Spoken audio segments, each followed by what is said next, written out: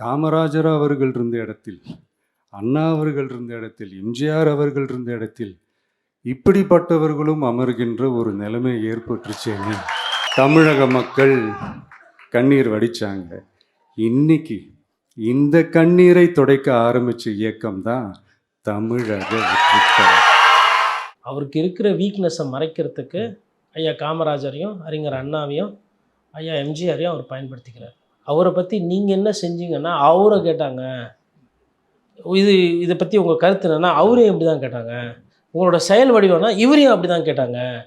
எப்போ அவங்கெல்லாம் பண்ணாங்க, விமர்சனம் வாங்கினாங்க, ஆளுமையாக இருந்தாங்க, முதலமைச்சராக இருந்தாங்க, அதெல்லாம் எங்களுக்கு தெரியும் வரலாறு. நீங்கள் தான் இப்போ வரலாறு பேசிகிட்டு இருக்கீங்க. நீங்கள் என்ன பண்ண போகிறீங்கன்னா திருப்பி மறுபடியும் அதே ரிப்பீட்டு. எம்ஜிஆர் இப்படி தான் சொன்னாங்க, அண்ணாவும் 67 இப்படி தான் பேசினாங்க, காமராஜரும் இப்படி தான் சொன்னாங்க அப்படின்னு இவரை என்ன பண்ணுறாரு, இவரை பாதுகாத்துக்கிறதுக்கு வேண்டி இப்போது எதிரில் வந்துட்டு ஒரு சில கேள்விகள் கேட்டால் அதுக்கு பதில் கிடையாது. ஏன் லேட்டாக போனீங்க கரூருக்குன்னா அதுக்கு பதில் இன்னி வரையிலும் கிடையாது, இனிமேலும் வரப்போகிறதும் கிடையாது. சிபிஐயில் இந்த கேள்வி கேட்டுருக்குறாங்க, அதுக்கு கொண்டு ஏதோ சொல்லியிருக்கிறார் பதில். அப்போது பதில் சொல்லாமல் அப்படியே கடந்து போகிறது, நம்ம ஒன்று கேட்டால் ஒரு கேள்வி நம்ம அசர்ற மாதிரி வேறு ஒரு பதில் சம்மந்தம் இல்லாமல் சொல்கிறது, அப்புறம் அதுக்கு ஒரு பாட்டு போடுறது. ஆனால் அவருக்குன்னு ஒரு பாணி வச்சுருக்கிறாரு. அந்த பாணி அவரோட ரசிகர்களுக்கு ரொம்ப பிடிக்குது. அதனால் அவர் என்ன நினைக்கிறார், இதுதான் யதார்த்தம், இதுதான் நிதர்சனம்.